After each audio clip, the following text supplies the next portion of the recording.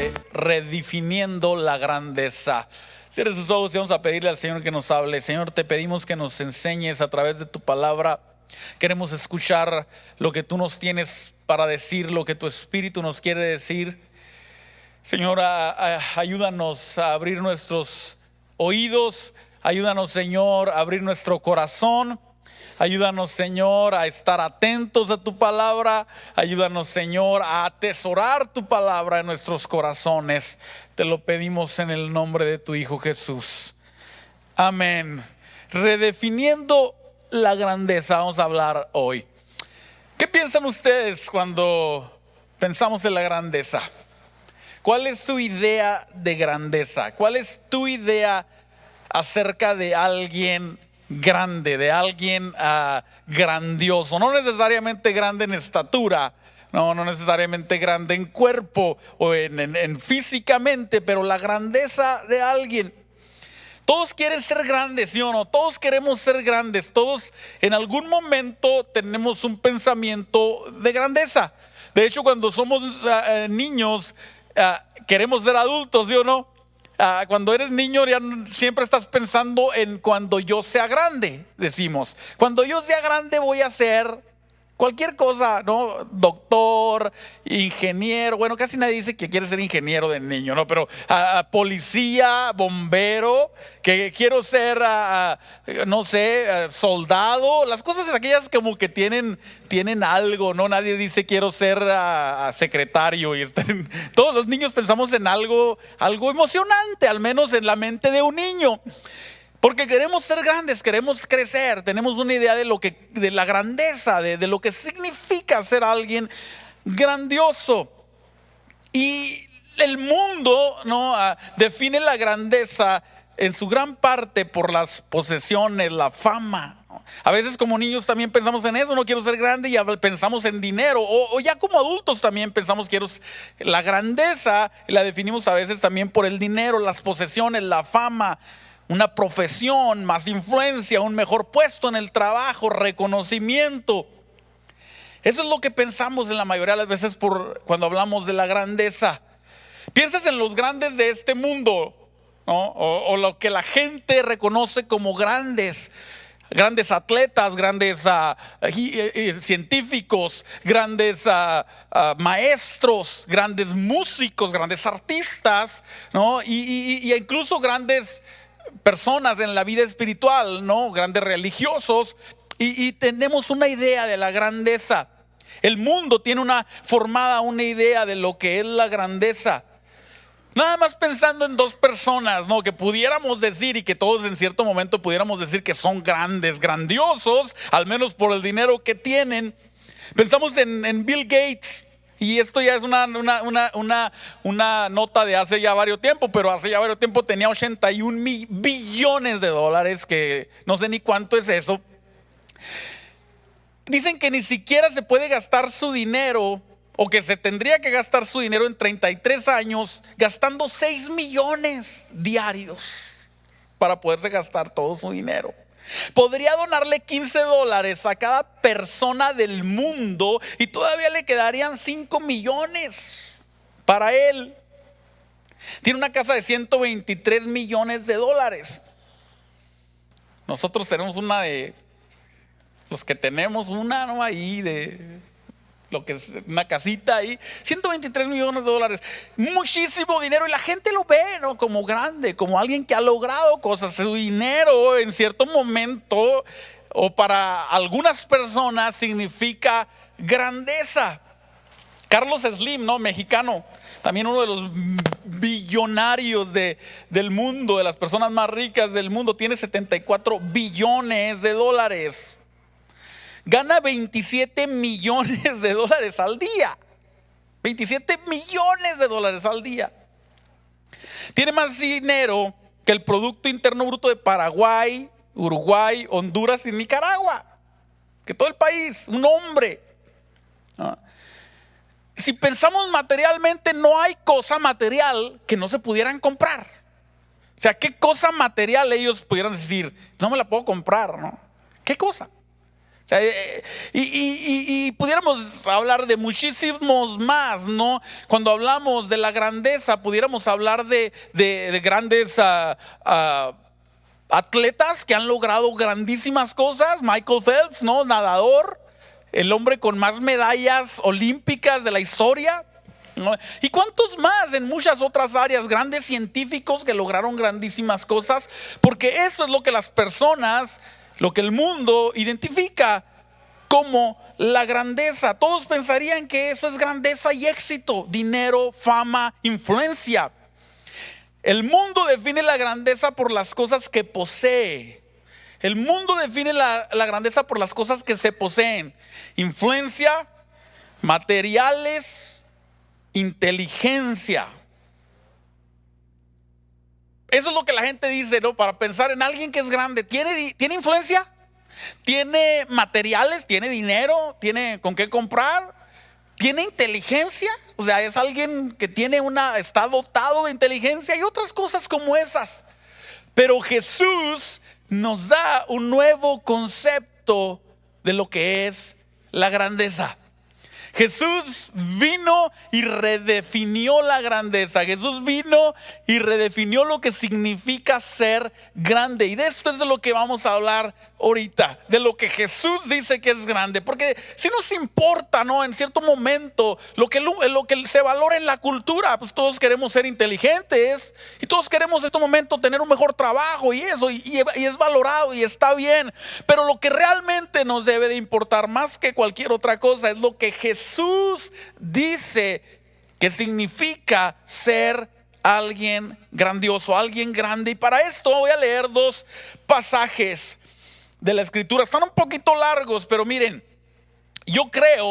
sé, y yo creo que ustedes también lo saben, que las palabras de Jesús son más importantes, o las ideas de Jesús son más importantes que mis ideas. Así es que vamos a leer estos pasajes porque son importantes, es lo que Jesús dice y nos van a dar luz acerca de lo que realmente significa ser grandioso. Mateo capítulo 20, versículo 20 al 28. Dice: entonces la madre de Santiago y de Juan, hijos de Zebedeo, se acercó con sus hijos a Jesús. El otro día hicieron un chiste, espérense, estaban haciendo un chiste de esto, ¿no? Y dicen, bueno, es una pregunta, es una adivinanza. ¿Ustedes saben cómo se llama el papá de los hijos de Zebedeo? ¿Alguien? ¿No saben cómo se llama el papá de los hijos de Zebedeo? Zebedeo, ¿no? Pero el otro día me lo hicieron a mí también, entonces dije, no, quién sabe quién será. Pues es Zebedeo, ¿no? Papá de los hijos de Zebedeo. Ahí se los voy a dejar, sigan meditándola ustedes que todavía están así como que de habla. Bueno, estaba la mamá de los hijos de Zebedeo y vino, ¿no? con Santiago y Juan. Se acercó con sus hijos a Jesús. Se arrodilló respetuosamente para pedirle un favor. ¿Cuál es tu petición?, le preguntó Jesús. La mujer contestó: te pido por favor que permitas que en tu reino mis dos hijos se sientan en lugares de honor a tu lado, uno a la derecha y otro a la izquierda. Jesús le respondió: ¿no sabes lo que pides? ¿Acaso pueden beber de la copa amarga de sufrimiento que yo estoy a punto de beber? Claro que sí, contestaron ellos, podemos. Jesús les dijo: es cierto, beberán de mi copa amarga, pero no me corresponde a mí decir quién se sentará a mi derecha o a mi izquierda. Mi Padre preparó esos lugares para quienes Él ha escogido.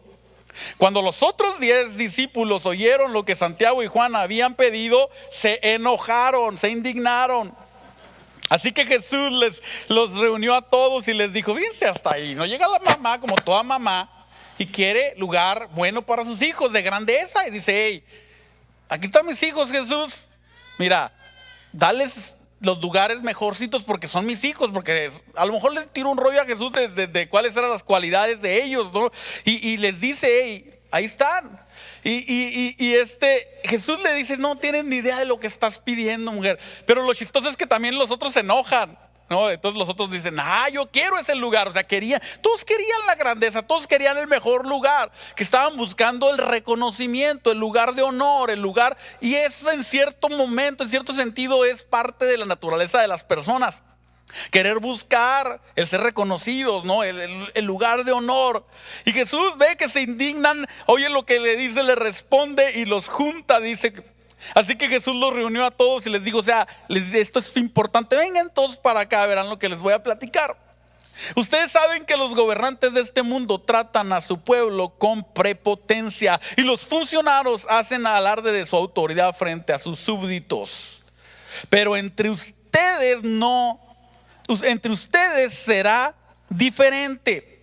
El que quiera ser líder entre ustedes deberá ser sirviente. El que quiera tener influencia o el que quiera ser grande deberá ser el sirviente. Y el que quiera ser el primero entre ustedes deberá convertirse en esclavo. Y el que quiera ser el primero entre ustedes deberá convertirse en esclavo. Pues ni aún el Hijo de Hombre vino para que les sirvan, sino para servir a otros y para dar su vida en rescate por muchos. Jesús les dice, ¿quieres ser el primero? Tienes que servir.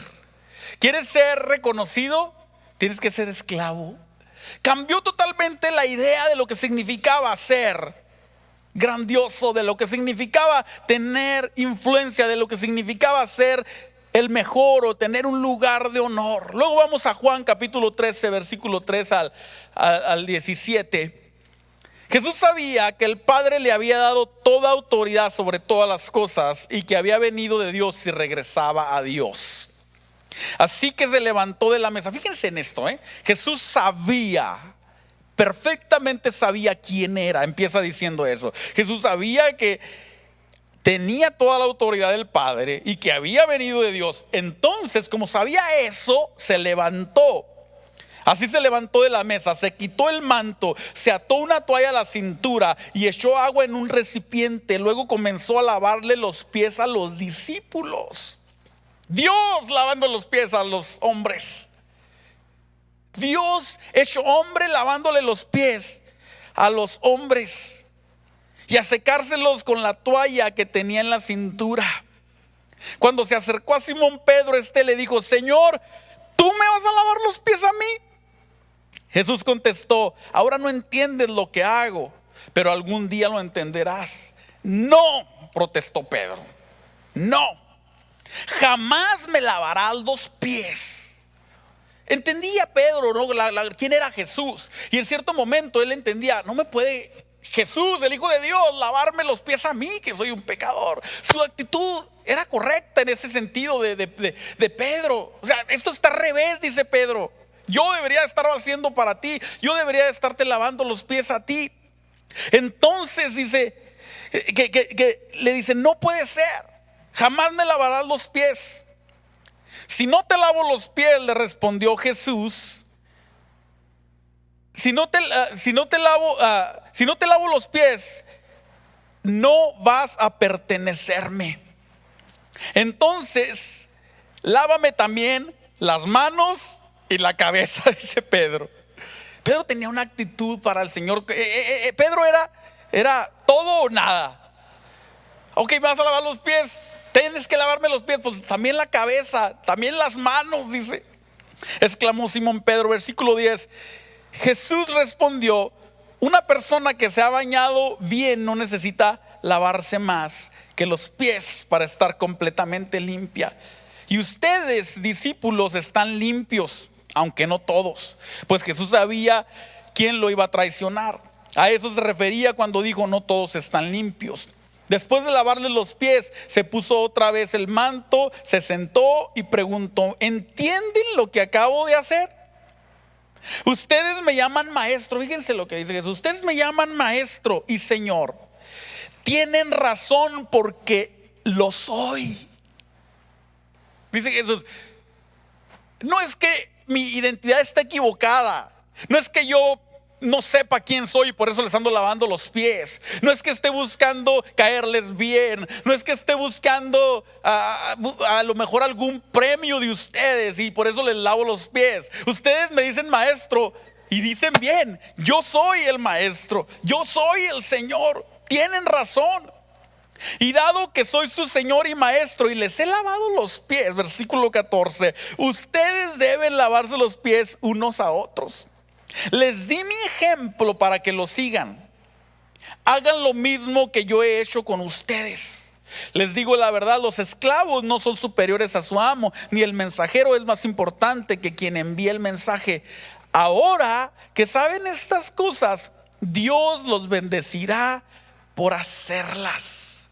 ¿Cuántas cosas podemos aprender de este pasaje y de estos pasajes y de lo que encontramos? Pero simplemente quiero sacar una idea que se nos quede bien grabada en el corazón. Y la idea es de que el más grande de todos, el que tenía toda la autoridad y todo el poder y toda la gloria, dice: sé quién soy, por lo tanto voy a servirlos. Y luego con esta enseñanza, lavándole los pies a sus discípulos, y en otra ocasión donde uno pide sentarse a su derecha y otro a su izquierda, Jesús aprovecha para enseñarles y decirles: ustedes están equivocados, todavía no entienden que este reino en el que nosotros nos movemos ahora es diferente a los reinos de la tierra. De hecho les dice: los reyes tratan mal a sus súbditos, los reyes les ordenan, los gobernantes les dicen, pero así no va a ser con ustedes. Con ustedes el más grande va a ser el que sirva más. Con ustedes el que liderea va a ser el que tiene que ir al frente y tiene que servir. Con ustedes el maestro le lava los pies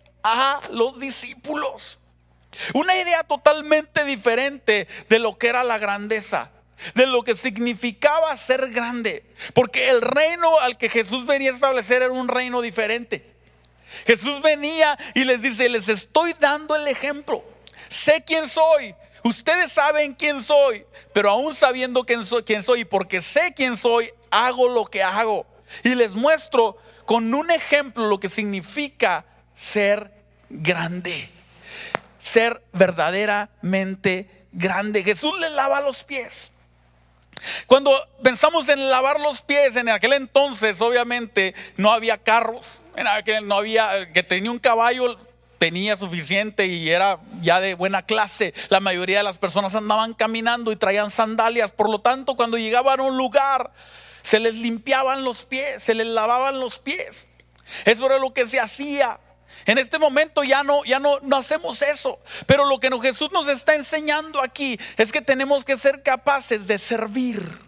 Que la verdadera grandeza está ligada al servicio a otros. La verdadera riqueza del reino no está ligada a las posesiones, ni está ligada a la influencia, ni está ligada a la inteligencia. En el reino de Dios, o sea, en la iglesia, la verdadera grandeza está ligada a la capacidad de servir. ¿Me siguen? Hemos sido creados para servir y para ser útiles. Hemos sido creados para esto, para servir y para ser útiles. Esta es la verdadera grandeza. Miren lo que dice Efesios capítulo 2, versículo 10. Pues somos la obra maestra de Dios. ¿Sabías de eso? ¿Que eres la obra maestra de Dios? ¿Sabías? O cuando te miras al espejo dices: ¿what? No, mírate y piensa: soy la obra maestra de Dios. Él nos creó de nuevo en Cristo Jesús, a fin de que hagamos las obras buenas que preparó para nosotros tiempo atrás. Cuando Dios pensó en ti, pensó: voy a hacer una obra maestra, pero no nada más voy a hacer una obra maestra, sino que esa persona, esa obra maestra va a hacer grandes cosas. Y esas grandes cosas significa que va a hacer buenas obras. Y Dios ya preparó buenas obras para que tú y yo las hagamos. Tú y yo, Dios preparó cosas para que tú y yo las hagamos, buenas obras para que sirvamos a otros. John Maxwell, no sé si se acuerdan el libro de Una vida con propósito. Dice: no fuiste creado solo para consumir recursos, para comer, para respirar, para ocupar un espacio. Dios nos diseñó para hacer una diferencia en la vida. Fuimos creados para agregar a la vida de la tierra, no solo para recibir, sino también para dar. Dios quiere que tú puedas dar algo a cambio. No fuimos creados nada más para ocupar un espacio y tanto en la tierra y en este planeta como en la iglesia. Dios no nos incluye a su iglesia para solamente ocupar un espacio. Todos los cuerpos, todos los miembros del cuerpo tienen su función.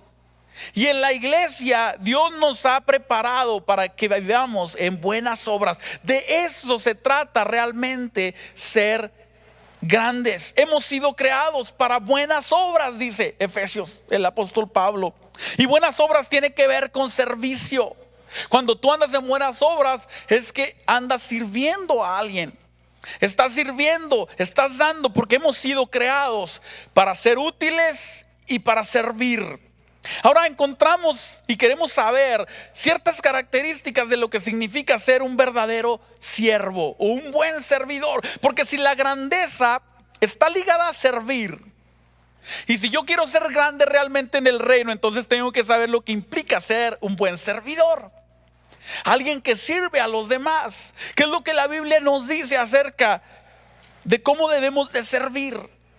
Si Jesús les dijo a sus discípulos, no busquen los lugares de honor, sino empiecen a servir, porque ahí está la verdadera grandeza. Miren que yo soy su maestro y los sirvo a ustedes. Ahora que me han visto, hagan lo mismo. Entonces debemos nosotros buscar y procurar hacerlo como Dios quiere que lo hagamos. Las características de un buen servidor. En Éxodo capítulo 31, versículo 1 al 6 encontramos un pasaje que nos ilustra claramente lo que significa servir como Dios quiere. El otro día compartí esto con los muchachos de la alabanza y lo quiero compartir con todos hoy. Éxodo capítulo 31, versículo 1 al 6. Moisés había recibido de Dios una imagen de lo que tenía que hacer en cuanto al tabernáculo. Moisés había recibido una imagen clara de lo que tenía que hacer, sabía lo que tenía que hacer. La iglesia hoy, nosotros sabemos lo que tenemos que hacer. Dios nos ha dado una imagen clara a través de su palabra de lo que la iglesia debe de ser.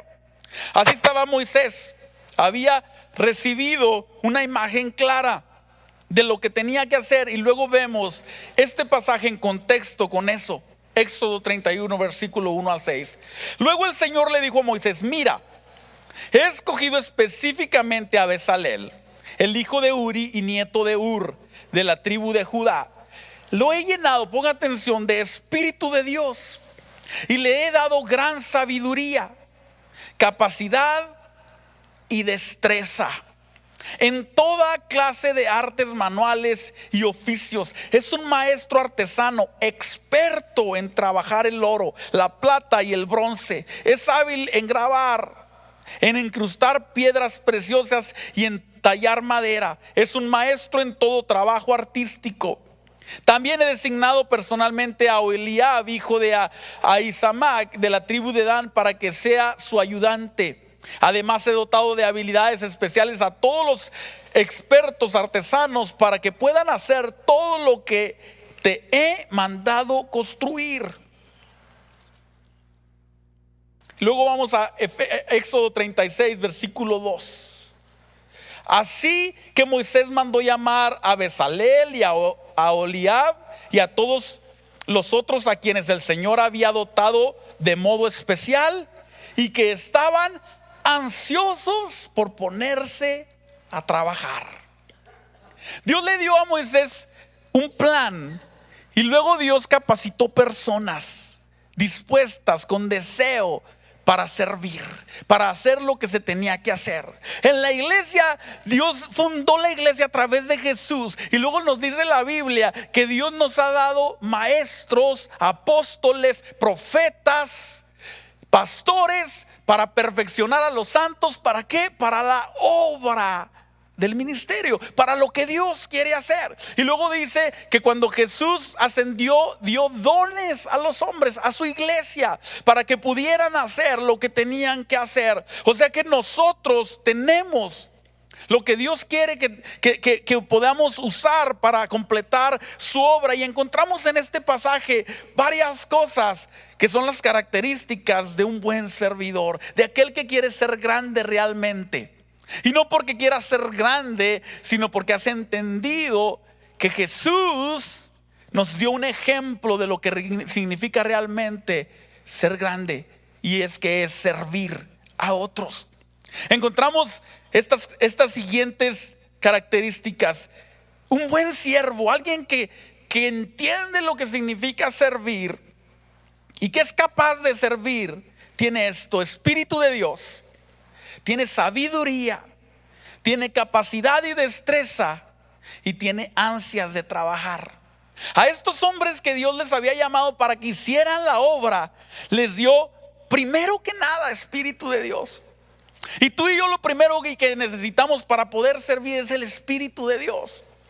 Antes que nada, si queremos servir, si queremos realmente entrar en la grandeza del reino de Dios, necesitamos su espíritu para poder servir. Porque sin su espíritu lo único que vas a querer es que te sirvan a ti. Sin su espíritu lo que vas a decir es: ¿quién me va a dar a mí? ¿Quién me va a servir? ¿Quién va a hacer aquello?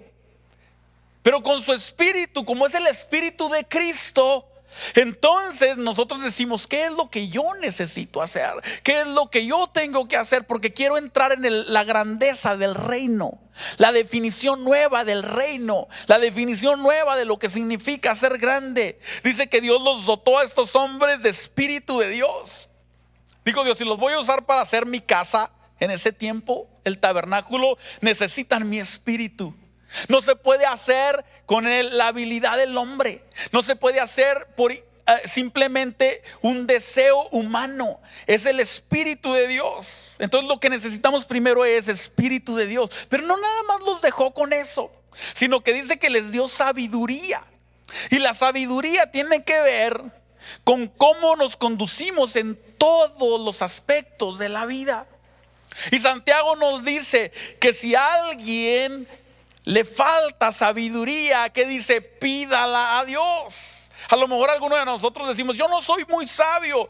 Pues simplemente pídela a Dios, porque Dios es quien da la sabiduría. Y para poder entrar en el rol del reino y la grandeza del reino, necesitamos sabiduría. Necesitamos espíritu de Dios primero, pero luego necesitamos también sabiduría. Y luego no nada más tenían eso, sino que dice que tenían capacidad y destreza. O sea que estos hombres eran capaces. Dios los había dotado con capacidad para hacer las cosas. Y tú y yo tenemos capacidades. Algunos las hemos aprendido a explotar, otros no las hemos explotado todavía, otros ni siquiera todavía sabemos que tenemos una habilidad o una destreza, pero tenemos, porque Dios nos ha dotado. Y no nada más como individuo y como persona. Dice la Biblia que cuando Dios nos hizo su obra maestra, imagínate. Pero ahora cuando nos injertó a la iglesia en Cristo, nos hizo una nueva criatura. Y no nos hizo una nueva criatura y nos dotó de todo y nos dio dones para que estuvieran ahí. Y encontramos una y otra vez Jesús enseñando lo mismo. Jesús enseñó acerca de la parábola de los talentos, de aquel que había recibido, pero no había hecho nada con lo que había recibido. Tú y yo hemos recibido cosas para poder ser grandes, para poder servir a otros. Hemos recibido dones, hemos recibido capacidades, unos más diferentes que otras, unos más visibles que otras. Pero aquí no lo hacemos para que alguien lo vea, lo hacemos para que Dios lo conozca, para que Dios lo vea.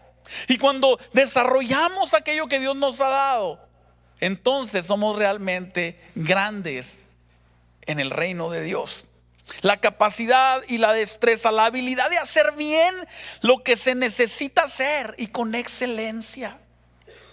Cuando eres capaz de hacer bien lo que se te pide, a la mayor capacidad que tú tienes en cualquier área de tu vida, Dios nos ha dotado con eso. Y tú y yo tenemos que ser capaces de decir: lo que me han dado para hacer, lo que yo estoy haciendo, lo voy a hacer con mi mejor capacidad, con el mejor de los esfuerzos, dando lo mejor que puedo dar.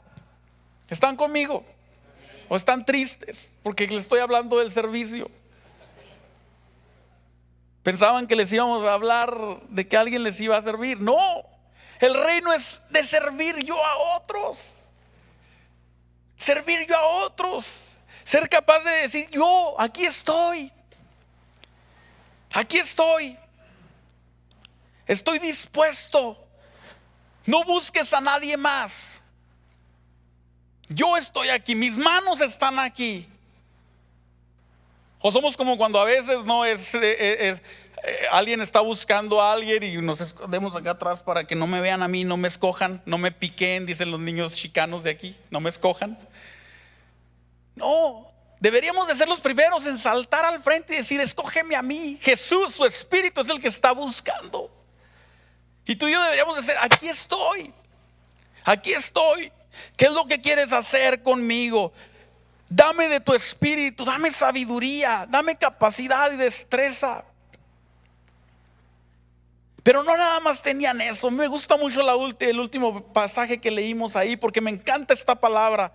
Dice que no nada más tenían espíritu de Dios, o sea, eran espirituales y eran sabios y sabían cómo hacer las cosas. Esas cosas son muy buenas, pero dice que tenían ansias de trabajar. Ansias. O sea, Dios les había dado de su espíritu. Luego tenían la sabiduría. Y luego tenían la destreza. Pero no se quedaron ahí, sino que decían: vamos a entrar. ¿Qué hay que hacer? ¿Qué necesitamos hacer? ¿Cuándo empezamos? ¿A qué hora lo hacemos? Tenemos una obra grande por hacer y la vamos a hacer. Dice que tenían ansias de trabajar, o sea, tenían ganas, deseo, empuje, ganas. Cuando tú y yo entendemos lo que realmente significa la grandeza en el reino de Dios, necesitamos estas cosas. Necesitamos empuje, ganas, deseo. El reino de Dios se mueve, ¿por qué? Porque los violentos, o sea, los que tienen ganas, ¿has visto un violento pasivo? ¿Has visto un violento pasivo? ¿Alguna vez has visto un perro violento pasivo? No. ¿Qué esté así? No, el perro violento es violento, se mueve, te persigue. No sé, ¿había algún perro ahí por tu barrio que te perseguía?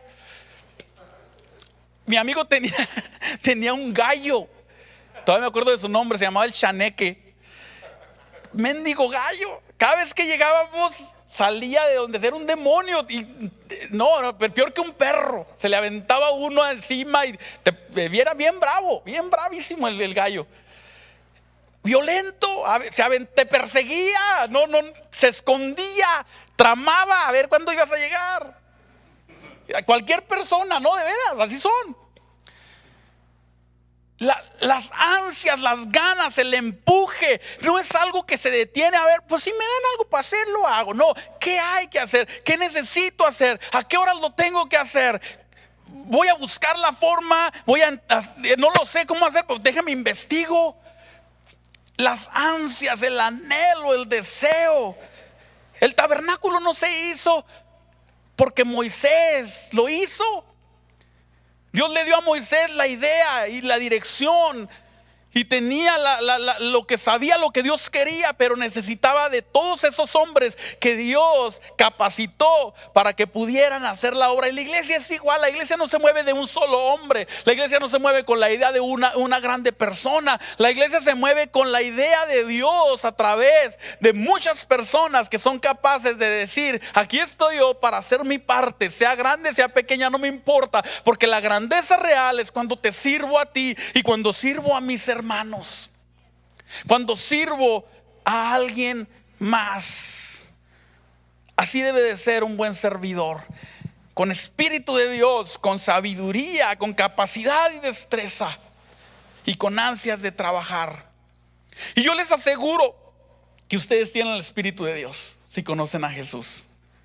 La sabiduría la puedes pedir, porque dice la Biblia, a lo mejor no estoy muy seguro, pide y pues Dios te da más. La capacidad y la destreza Dios la da también. A lo mejor dice: no lo sé cómo hacer. Dios te puede dar la capacidad y la destreza. Las ansias y el deseo de trabajar dependen de ti. Eso depende de ti. Tú dices: quiero o no quiero, le entro o no le entro. Pero las ansias y el deseo de trabajar están relacionadas totalmente con nuestra comunión con el Espíritu de Dios, porque el Espíritu de Dios no es un espíritu pasivo. El Espíritu de Dios nos mueve a hacer lo que Dios quiere. Esto es verdadera grandeza. Esto es verdadera grandeza. No los millones, ni la gran influencia, ni la gran inteligencia, no las grandes medallas, no los grandes logros de este mundo. Esto es verdadera grandeza. Cuando aprendemos a servir. Filipenses 2, capítulo 3 al 7 nos dice esto. No sean egoístas, no traten de impresionar a nadie. Sean humildes, es decir, considerando a los demás como mejores que ustedes. ¿Alguna vez pensaste en esto? O pensamos al revés, no, yo soy mejor que aquel, yo pudiera hacer eso, yo predico mejor que el pastor, yo toco mejor, yo canto mejor. No sean así, dice el apóstol Pablo. Consideren a los demás como mejores que ustedes. Esta es la idea realmente de grandeza del reino. Es totalmente diferente. Por eso el reino es contracultural. El reino de Dios es contracultural. Por eso Jesús dijo: voy a establecer mi iglesia y las puertas del infierno no van a prevalecer contra ella. Porque es contracultural. Va abriendo camino, va rompiendo ideas. No se ocupen solo de sus propios intereses, sino también preocúpense de los intereses de los demás. Primero nos dice esto el apóstol Pablo y luego nos dice por qué, una vez más, como Jesús lo hizo. Tengan la misma actitud que tuvo Cristo Jesús. Aunque era Dios. ¿Alguno de ustedes aquí es Dios? ¿Alguno de ustedes aquí es Jesús? Aunque Él era Dios, no consideró que el ser igual a Dios fuera algo a lo cual aferrarse. En cambio, renunció a sus privilegios divinos, adoptó la humilde posición de un esclavo y nació como un ser humano cuando apareció en la forma de hombre. Y luego les lavó los pies a sus discípulos. Se humilló y dijo: déjenme les lavo los pies.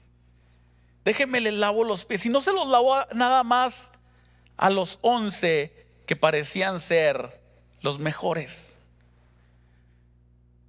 Llegó a lavárselos al que lo iba a traicionar, al que lo iba a entregar. Siendo Dios, no se aferró a eso, sino que digo: les voy a mostrar lo que significa la verdadera grandeza. Y en los versículos que leímos al principio, me gusta lo que dice el versículo 16 de Juan 13. Les digo la verdad, los esclavos no son superiores a su amo, ni el mensajero es más importante que quien le envía. Ahora que saben estas cosas, Dios los bendecirá por saberlas. Dios los bendecirá porque las saben. No, Dios los bendecirá por hacerlas. Versículo 15 les dice: les di mi ejemplo para que lo sigan. Hagan lo mismo que yo he hecho con ustedes. Jesús rompe el esquema de lo que significa ser grande. Tú y yo ya no podemos seguir pensando en la grandeza como lo piensa el mundo. Está bien querer lograr cosas, no les estoy diciendo que seamos mediocres en la vida y que no queramos alcanzar cosas. Ya hablamos de los hábitos y de que queremos lograr cosas, y para eso tenemos que trabajar en ello. Pero lo que tenemos que poner como una prioridad es lo que el reino de Dios nos dice que es grandeza. Y eso significa servir a Dios. Pónganse de pie conmigo. ¿Dónde necesitas ser grande? ¿Dónde? ¿Estás siendo grande realmente delante de Él? ¿Estás siendo grande delante de Jesús? ¿O estamos tratando de ser grandes conforme a lo que los hombres dicen que es grande? Hay muchas cosas que tú y yo podemos empezar a hacer para empezar a entrar en el mover de la grandeza del reino de Dios. Empezar a servir. Pero no nada más servir por servir o por darle gusto a alguien, sino que debemos de servir porque el Espíritu de Dios nos motiva a servir. Debemos de servir con sabiduría. Debemos de pedirle a Dios por destreza y capacidad. No podemos decir, nah, pues lo voy a hacer. ¿Quieren que sirva? Sirvo. Ahí, mediocre. No. El Espíritu de Dios quiere que sirvamos con toda nuestra capacidad. Y si nos falta, tenemos que buscar a Dios y decirle, dame capacidad. Dame dones. Dame los dones, los talentos, la capacidad que necesito para hacer la obra que tú tienes para mí. Y luego necesitamos servir con ansia, con fuego, con anhelo. Debemos de ser el primero y decir, aquí estoy yo, Señor. Aquí estoy yo. Heme aquí. Envíame a mí. ¿Seremos capaces de decir eso? ¿Seremos capaces de decir, aquí estoy yo? Aquí estoy. ¿Qué necesita tu iglesia, Señor? ¿Qué necesita mi hermano para que yo lo sirva? ¿Qué necesitan en el grupo vida que yo que sirva?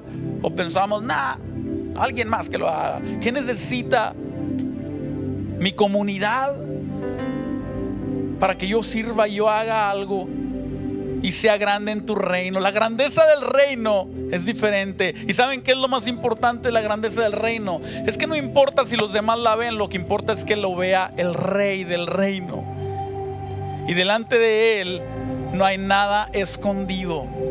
Delante de Él no hay nada que se quede sin recompensa. Vamos a cerrar nuestros ojos y pídale al Señor.